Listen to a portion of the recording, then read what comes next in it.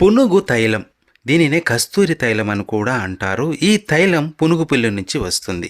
ఈ పునుగు తైలాన్ని వెంకటేశ్వర స్వామి అభిషేకం అనంతరం మూల విరాట్టుకి రాస్తారు.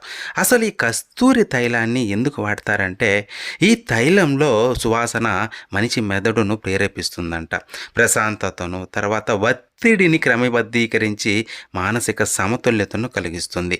ఈ తైలం సేకరించడం కూడా చాలా కష్టమైన పనే. ప్రతి 10 రోజులకు ఒకసారి పునుగు పిల్లి తన తోక దగ్గరి సివెట్ పెరినియల్ గ్రంథులను నుండి ఈ తైలాన్ని స్రవిస్తాయి. ఇది రాళ్లపై, చెట్లపై ఒక మందపాటి ద్రవంలా కనిపిస్తుంది. దానిని సేకరించి శుద్ధి చేసి వాడతారు. తిరుమలలోని గోశాలలో ఈ పునుగు పిల్లులను పెంచుతారు. అక్కడ నుండి ఈ తైలాన్ని సేకరించి శ్రీవారికి వాడుతారు. ఈ సంప్రదాయం ఒక తిరుమలలోనే కాక తమిళనాడులో చాలా ఆలయాల్లో, అంటే శ్రీరంగం, తర్వాత ఉడిపి శ్రీకృష్ణ ఆలయం, తర్వాత వైదీశ్వరన్ ఆలయం, తర్వాత సింహాచలంలో కూడా వాడుతారు.